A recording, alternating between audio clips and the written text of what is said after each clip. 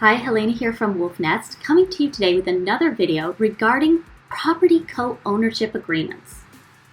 So what is a co-ownership agreement? This is a formal contract between two or more individuals who share ownership in a piece of property or asset. It outlines all the terms and conditions that will determine how ownership will be shared, including what will happen in the event that one owner passes away. It may also specify how the proceeds from the sale or renter of a share of the property are to be handled. This contract is necessary if you wish to protect your investment in case of something goes wrong. An agreement can address the variety of issues when it comes to co-owning a property in Utah, such as what happens if one person wishes to sell their share, how profits and losses are divided, and how a rental property will be managed, whether it's possible to transfer any shares in the future. So what are the forms of investment property co-ownership in Utah? Let's go over a few. Tenancy in common.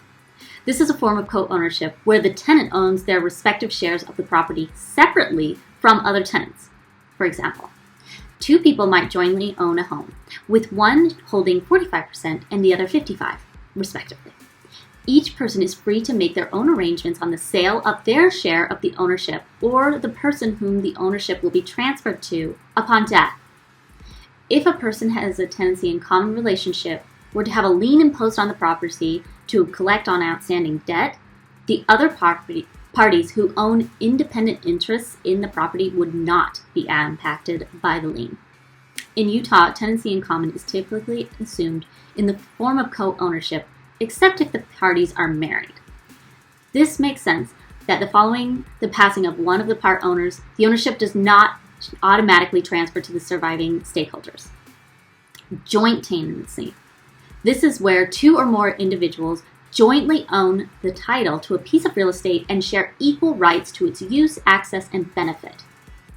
The only need for the joint tenants is that they share the property title. They do not need to be related and connected in any other manner. In Utah, a joint tenancy allows anybody to co-own a property. They have equal ownership rights over the shared property. Hence, neither party is allowed to sell it without the consent of the other joint tenants. This also means that all parties would be impacted if one of them had a lien placed on the property. Also, they have a survivorship right, which is a typical real estate planning method in Utah that keeps property ownership within a family while trying to avoid probate. Tenancy by the entirety.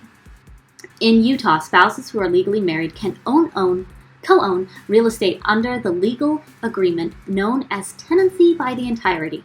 This shared ownership is based on the idea that a married couple is regarded as a single legal entity.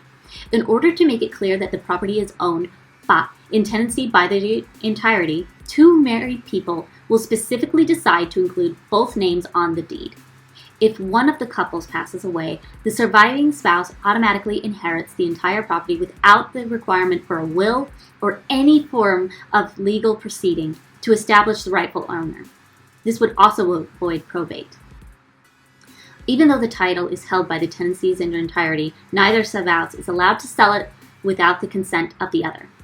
Hopefully this made sense, and that gives you insight into the various types of co-ownership in Utah. If you have any questions, contact us at Wolfnest to learn more.